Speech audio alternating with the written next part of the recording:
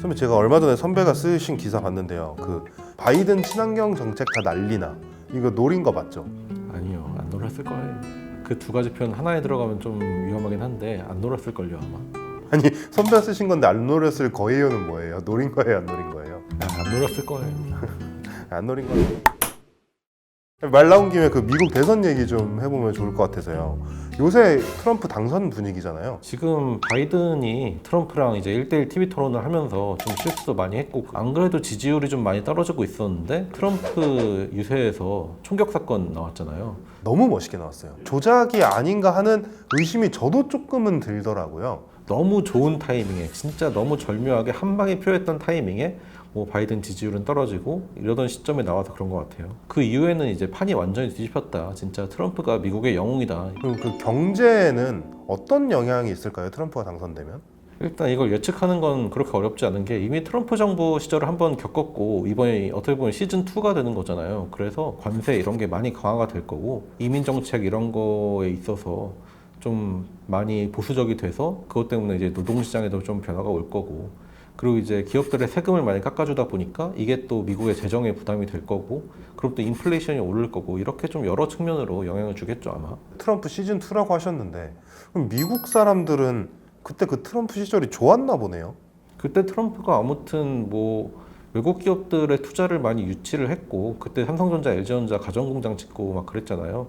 그런 사례랑 마찬가지로 좀 미국인들한테는 좋은 것도 있긴 했었죠. 근데 트럼프가 일단 지금 제일 눈에 띄는 게 자기 대통령 되면은 뭐 친환경, 신재생 에너지 이런 거 없다 뭐 이런 식으로 얘기도 하고 다니잖아요. 기후변화 같은 거 생각해 보면은 좀 그래도 지구에 도움이 되는 정책을 유지해야 되는 게 아닌가 싶은데, 아무래도 이제 바이든의 친환경 정책이라든가 이런 것들이 처음 추진됐을 때부터 사실은 반감을 엄청나게 많이 사고, 위에서도 논란이 엄청나게 많이 됐다가 겨우겨우 이제 시행이 된 정책들이거든요. 경제적인 논리랑 이런 약간 환경의 문제 같은 게 많이 충돌을 하다 보니까 좀 왔다 갔다 하는 것 같아요, 정책이.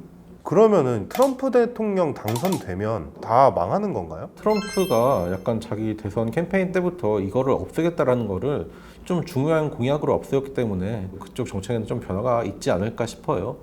근데 또 한편으로 생각해 보면은 지금 이 배터리 공장들 지어지고 이런 것들이 엄청 많잖아요.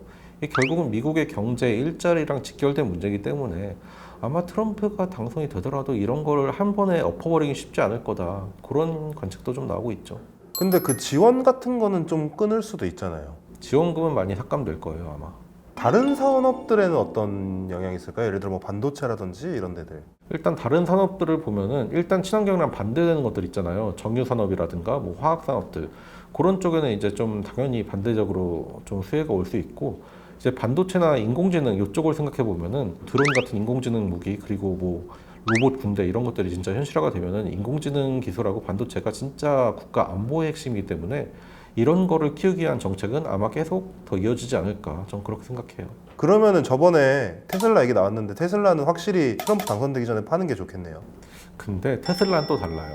바이든 정부에서 이게 노조 기업이냐 노조가 아닌 기업이냐를 대상으로 약간은 좀 차별을 했어요. 그래서 GM이나 포드 같은 기업들은 많이 수혜를 받고, 또 테슬라 같이 이제 무노조를 이렇게 계속 하고 있는 쪽은 상대적으로 불이익을 받고 이런 게 있었는데, 다 공평하게 경쟁을 하게 되는 거잖아요. 그렇게 되면은 오히려 지금 1위 기업인 테슬라는 좀 더 유리해지지 않나, 이런 얘기가 나오고 있어요. 아, 그래서 머스크가 공식적으로 막 트럼프 지지하고 그러는 건가 보네요. 그게 아니어도 지지했을 것 같아요. 성격이 좀 비슷한 것 같긴 해요. 둘이 비슷한 점이 많아요. 중국이랑 경쟁이 엄청 큰 이슈잖아요. 무력으로 한판 붙을 가능성도 있다고 보세요? 무력 전쟁은 가능성이 낮다고 보고, 근데 무역 전쟁은 엄청나게 심화될 거다. 진짜 이제는 중국을 상대로 제대로 한판 붙어보자, 진짜로 망하게 하겠다, 이런 각오로 좀 더 강경한 정책들이 시행이 되고, 이런 게 아마 좀 한국 비롯한 아시아 주변 국가들에도 큰 영향을 미치지 않을까 싶어요. 한국은 또 눈치 보는 거 시작되겠네요.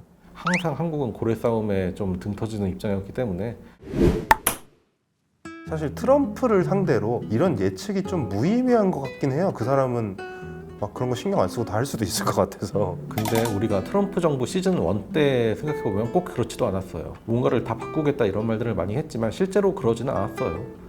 오히려 이제 공화당의 다른 후보들이랑 비교해보면 그래도 트럼프가 가장 좀 이성적인 편이긴 했어요. 지금 미국이 워낙 정치적으로도 그렇고 양극화가 심해졌던 시점이라서. 선배는 트럼프를 되게 지지하시는 것 같네요.